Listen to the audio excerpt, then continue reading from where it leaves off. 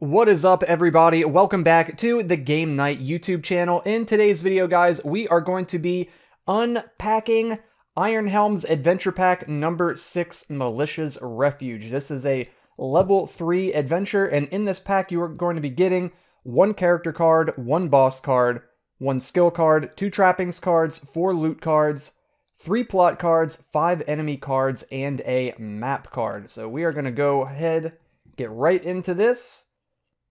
Cut this open here with some scissors. I like to preserve the packs. Go ahead and get that cut open. There we go. And pull the cards out here. And these cards always come mixed up, so I'm going to organize them real quick, and then I'll show you guys exactly what you're going to get in this pack. Okay, here we go. We've got all the stuff laid out here, and we are going to start out first with this main instruction card here that also doubles as a map. See that there? There's a nice little map on the back, so whenever you're playing this adventure, if you want to, you can use this map card to have more of the theme of this adventure. There you go. That'll keep track of what level you're on in the dungeon. And then on the front, see there's some nice little artwork, and there's the instructions right there on the front. So, it says, Malicia's Refuge. There was no doubt where Malicia's lair was once your eyes took sight of the entrance. Now you must find the courage to enter. So there you go. It looks like a big snake head right there made out of stone to the entrance. That's pretty cool.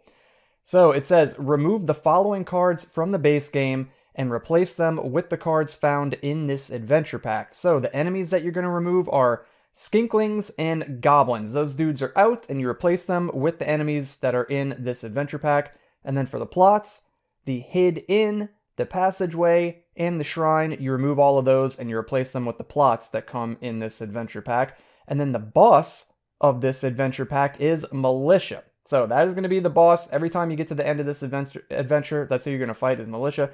And then it says at the bottom here, special thanks to Joseph Prapati, Nicholas Natiuk, and Kevin Sims. I'm sure I butchered some of those names, for helping design the loot cards in this adventure. So that's pretty cool. So Jason Glover had some help from some outside designers, I guess, to design some of the loot cards in this adventure. So there you go. So that is the instruction card. Now we're going to get into the new character that comes in this expansion. And there she is right there. There is Eldra right there, a brand new adventurer to play as. And she has 9 health, kind of on the low side. She has 14 energy. That's quite a bit. She can only hold 8. She starts with 1 ration and 3 gold. So fairly balanced. Most of the characters in this game, I'd say, are pretty well balanced. Then her trappings that she starts with are the Raven Staff and a Torch, and her skill is Life Drain, and she has the Mind proficiency or attribute. So we're going to go ahead and take a look at her skill that you get in this pack. It is Life Drain. Some pretty cool artwork right there on Life Drain. Of course, it is a Mind skill, and it says, before combat begins, you may spend 2 energy to deal D6 damage to your foe, while also gaining D6 health. Wow, dude, that's insane. It says you may not gain blessing tokens. Oh, okay, interesting. Wow, so Eldra can't gain blessing tokens. Wow, interesting. But her skill is pretty insane. That is really powerful. That's awesome stuff. And then let's get into the trappings. The Raven Staff, that is one of the trappings that Eldra is going to start with. You can check that out right here. Pretty cool looking staff right there. So that's going to be her starting weapon. It is worth 2 gold. It weighs 1. It is a 2-handed weapon. And it says, whenever you are to gain poison, you may choose to lose health of equal value instead. Wow, that is really powerful. Man, she seems really interesting. This is a really cool character. So that's the weapon that she starts with. And then we also have Witch's Bread. That is also a new trapping. Check that out right there. The Witch's Bread. It is worth 1 gold. It weighs 1. It is an accessory, and you can discard this card and all blessing tokens to gain energy equal to the blessing tokens discarded. Well, I guess that doesn't really do Eldra much good because she may not gain blessing tokens, but for the other characters, yeah, if you discard this and all your blessing tokens, you can gain energy equal to the blessing tokens discarded. That's interesting. That's quite a trade-off. Huh, interesting. Okay. Cool new trapping right there. Then we've got some plots. We have 3 new plot cards, and of course these are going to replace the plot cards mentioned on the instruction card here. You'll take those out and put these in. You've got the Caged Man, which is going to give you 1 eye symbol toward finding the boss. You've got the Slippery Slope, which is also going to give you 1 eye symbol. And you've got the Winged Statue, which will give you 2 eye symbols. And of course, these are narrative plot points that add some theme to the game, kind of set the stage a little bit for the dungeons that you're going through, and they give you some choices to make. So you can move up or down on the morality track and gain rewards or potentially penalties depending on what decision you make. So there we go. Those are the plot cards right there. Now we're going to move into the loot. Everybody loves the loot. We got 4 new loot cards. And ooh, right off the bat, an Undead Mimic. Check that out right there, dude. So that is the 3rd Mimic, I believe, that I've seen. The 3rd type of Mimic in the game. The Undead Mimic. He has 11 health. He has a base attack of 2. He gives you 0 treasure, just like the rest of the Mimics. No gold. He's Undead type. And you may avoid this conflict by spending 1 blessing. Interesting. So you could give up a blessing, and then you can avoid this conflict if you happen to run into the Undead Mimic as a loot card. So there you go. That's that. We have, oh my goodness, the Holy Hand Grenade. Big shout out to Monty Python and the Holy Grail. That is amazing. It's worth 2 gold. It weighs 1. It's an accessory, of course, and it says discard this card to immediately defeat any foe with 6 or less base health. Wow, man, that is awesome. So anything 6 health or less, you could toss the Holy Hand Grenade at it, and it just takes care of it completely. That is super cool. Awesome, awesome, awesome card. Then we have the Boots of Haste.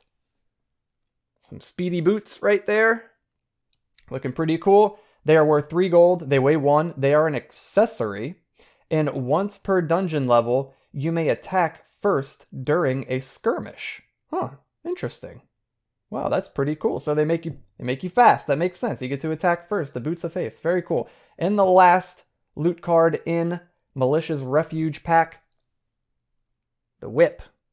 You get a whip here. New weapon.